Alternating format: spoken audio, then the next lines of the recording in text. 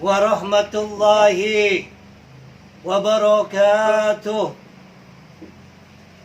Alhamdulillah, innal hamdalillah, summa salatu ala rasulillah wa ala alihi wa man tabi'ahum bi ihsani ila yaumiddin wa ba'du.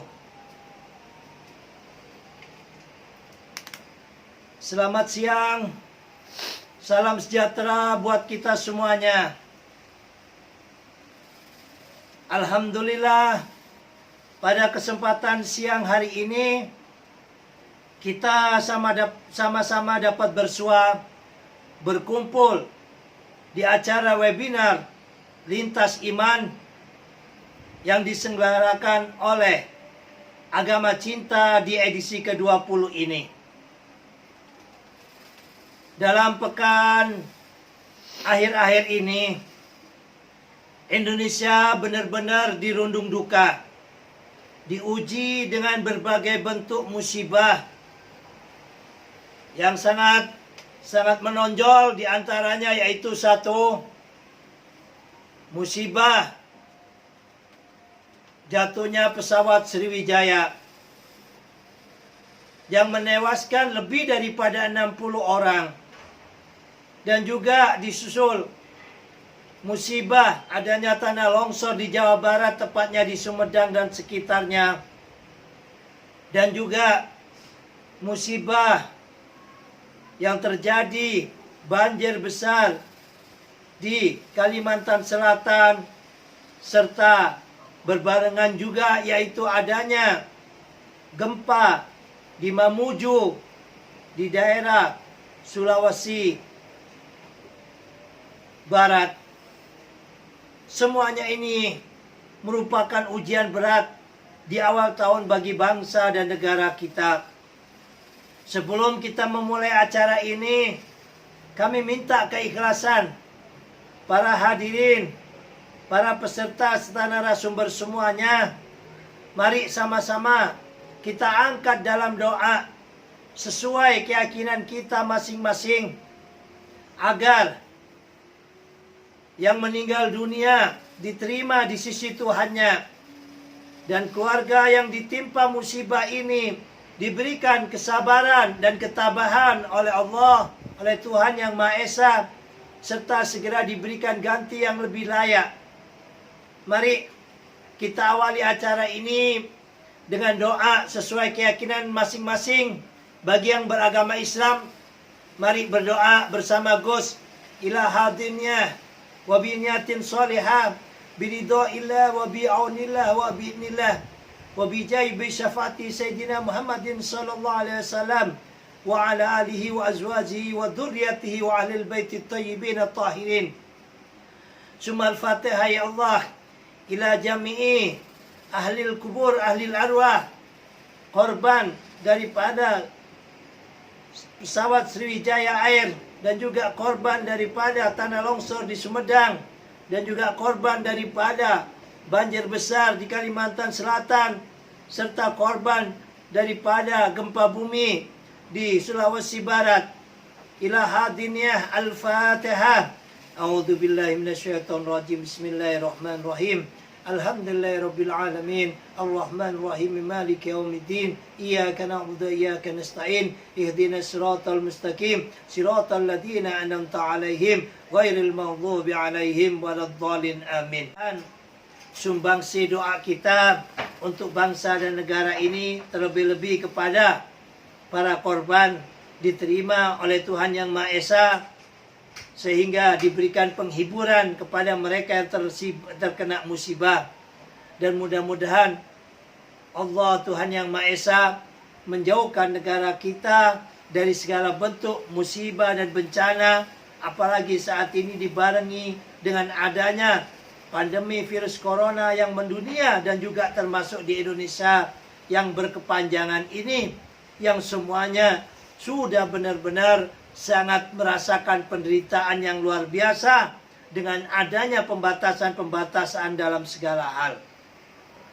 Bapak Ibu, para narasumber yang kami hormati dan kami cinta sayangi, dan juga kepada para peserta webinar yang senantiasa setia bersama kami di Agama Cinta ini, guna menambah ilmu, guna memikirkan bangsa dan negara ini.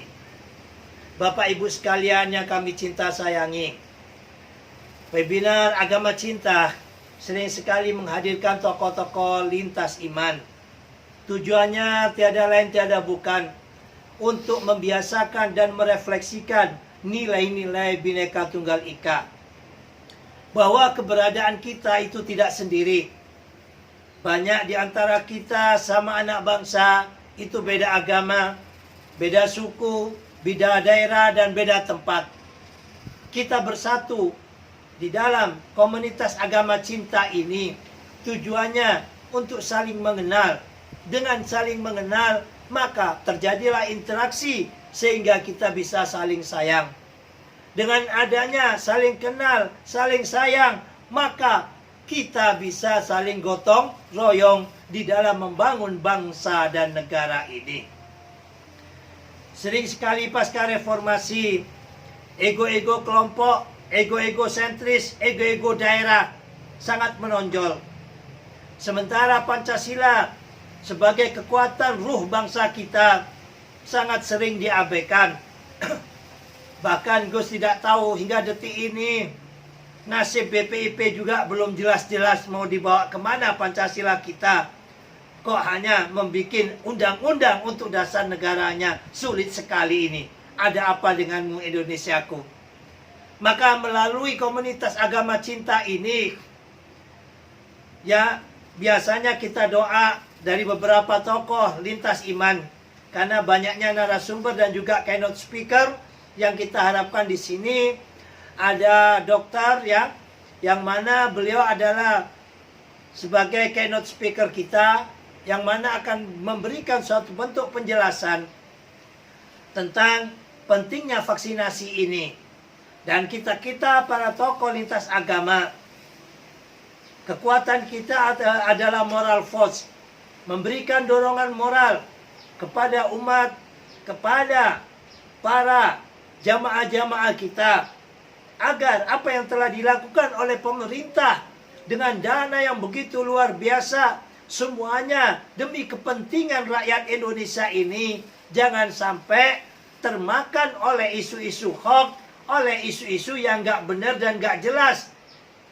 Yang mana semuanya itu sebab akibat daripada kepentingan baik kelompok maupun perorangan. Saat ini ada yang naif, ya. Di antara ada salah satunya anggota DPR, bahkan daripada partai pengusung presiden kita yaitu Pak Jokowi. Ini kurang interest, kurang berkenan, bahkan terkesan, ya kalau Gus bilang, provokator juga lah kan gitu ya, di dalam vaksinasi ini. Alhamdulillah, yang kita tunggu-tunggu khususnya kepada umat Islam, ya, sertifikasi ataupun kehalalan serta kesucian daripada vaksin ini telah keluar. Seperti kata Ibnu Sina, bahwasanya ya, kecemasan itu adalah separuh penyakit. Akan tetapi penghiburan maupun keoptimisan merupakan separuh obat. Bagi umat Islam, halal dan haram itu bagian penting daripada kehidupannya, yang untuk dimakan ataupun dikonsumsi ataupun dimasukkan di dalam dirinya. Karena bagi orang Islam khususnya yang beriman, memakan ataupun memasukkan barang yang tidak halal, maka berpengaruh di dalam ibadahnya, di dalam hati dan pikirannya. Sehingga dengan telah dikeluarkannya fatwa MUI tentang kehalalan serta kesucian daripada vaksinasi yang dilakukan oleh pemerintahan Indonesia ini, sudah keluar dan sudah sah, maka ini menjadikan suatu bentuk apa? Hilangnya kecemasan, maka datanglah keberkahan. Karena apa? Keberkahan itu merupakan separuh daripada obat. Dan juga apa? Keterangan dari BP POM tentang vaksinasi ini juga sudah keluar. Semuanya ini sudah merupakan berkah buat kita semuanya rakyat Indonesia. Hampir 1 tahun kita work at home, bekerja di rumah, ya, tidak bisa bebas sebebas dulu di dalam melakukan aktivitas-aktivitas yang ada, sehingga banyak perekonomian yang ambruk, ya, perusahaan-perusahaan mengurangi daripada karyawannya, bahkan yang tidak kuat bukan hanya mengurangi karyawannya, justru menutup pabriknya, sehingga banyak PHK di mana-mana.